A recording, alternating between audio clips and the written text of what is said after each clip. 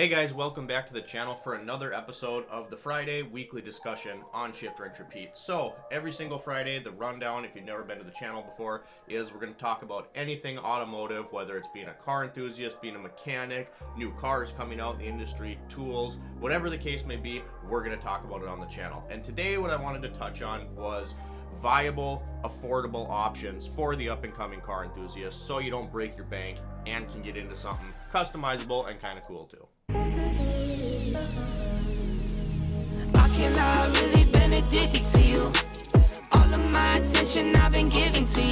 Alright, so I gotta start this video by saying, I know we've all been there. We've been 10, 12 years old and had the picture of the Lamborghini hanging on the wall. Okay, I know it's the 12-year-old's dream, but look at that thing.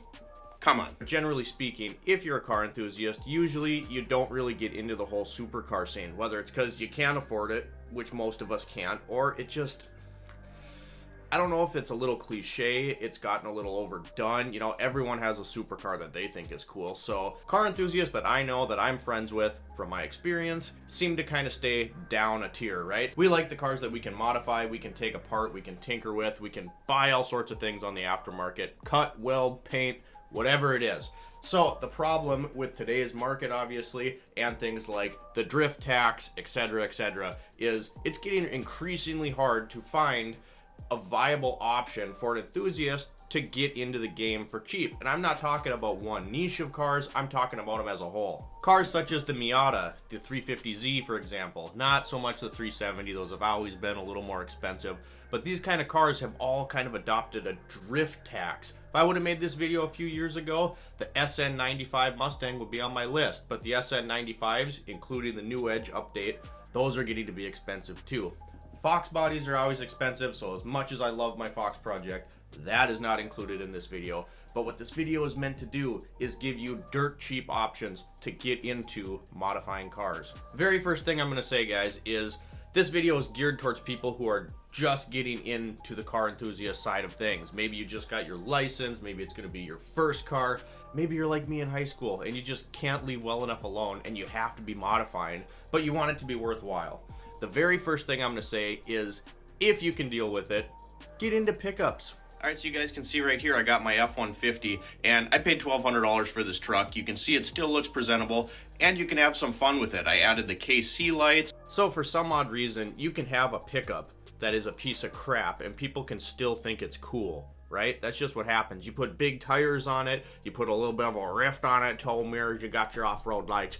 You know, it doesn't, on a serious note though, it doesn't seem to matter. You can drive an old rusty pickup. People still think it's cool. You got an old clapped out Honda, you got a car that is physically in poor condition, you're a loser. That's just how the cookie seems to crumble, guys. And if you're more into the driving side of things than you are the off-road side of things, consider a mini truck. I've personally had 5 Mazda B2000s. I've driven in one with a big old turbo on it, and with a mini truck somewhat, you can still get the handling you desire. There's a ton of aftermarket options for those trucks to make them look good and go fast too. You can lower it so you're gonna feel more like you're driving a car. Mini trucks are awesome, and I still love my Mazda pickups. You guys know I still got my B2000 because she's real minty. Right here, guys, see, I wasn't lying to you. This is my current B2000. You can see she is real minty and I couldn't get rid of it. But anyway, that is going to be my #1 way to get into the car enthusiast game on a budget, is to go with trucks or mini trucks. All right, next one. A lot of people never thought I would say this, but we're gonna hop over to our friends in Europe. I promise you guys, it's not because I have one and I'm being biased.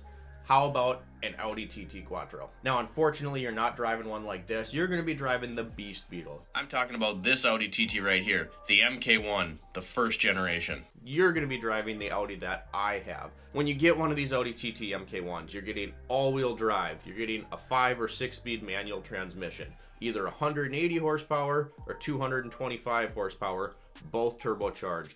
Did I say all-wheel drive? The point is, you're getting a car that looks decent, even though it might look like a hairdresser's Volkswagen Beetle on steroids. You're getting a car that looks okay. The interior is fantastic. You're getting turbocharged all-wheel drive horsepower. Can't beat it. And these MK1 Audi TTs now, in my area, a decent example, you know, maybe the paint's not perfect, it's in relatively good mechanical condition. You can find from $2,000 to $4,000, you know, so you can't beat that. Alright you guys, and the last car that I wanted to include in this personal list of cars that I think you can get into if you want to get into the car enthusiast community and you don't want to break the bank. Anyway, the last car is the 90 to about 2003, I believe it's a 4th gen Nissan Maxima. I'm talking about the Nissan Maxima that Vince drove in the Fast and Furious. Yep, if you didn't know it, there is a Nissan Maxima in the Fast and Furious, and it's pretty awesome. So the Nissan Maxima in the 90s through the early 2000s, 2002, 2003, came with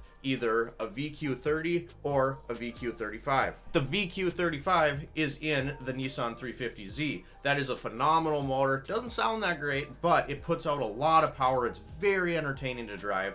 I had a 1999 Maxima with the VQ30, which is a 3-liter V6, which was the predecessor to the VQ35. And if you didn't know, the VQ30 was basically a GTR motor. So how this started, may you ask, is the VQ30, the 3-liter V6, was a prototype engine in the Skyline GTR overseas. Never happened, but they had twin turbos on it and they decided to go with the RB motors instead. So the 3-liter V6 is also a great engine. Now I know that the VQ35 in the Nissan Maxima was slightly different than that in the 350Z, but you're getting essentially the same engine. You could get some of these, albeit rare, in a 5-speed manual or a 6-speed manual. My 99 Maxima had almost 300,000 miles on it. It was a blast. The interior was pretty nice. And for a sedan, it looked pretty good too. So you might want to consider one of those puppies. Alright you guys, so that is going to be my small knit little group here of affordable vehicles if you want to get into the car enthusiast community and you don't have a whole lot of money.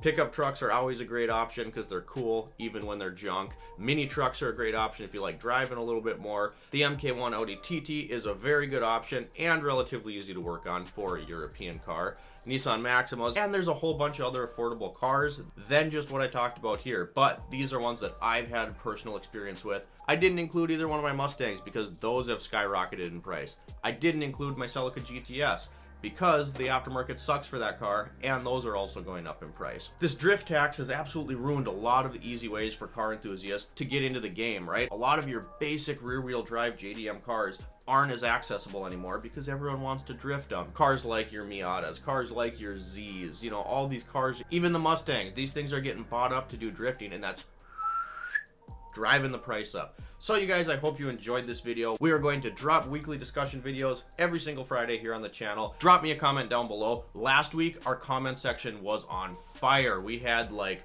paragraphs written, and I love that. That's why I do these videos, is because I want to get a conversation rolling. So I'd love to hear what you guys have to say. Keep that up in the comment section down below. I try to get back to everybody. Like and subscribe if you have not already. We'll see you next time.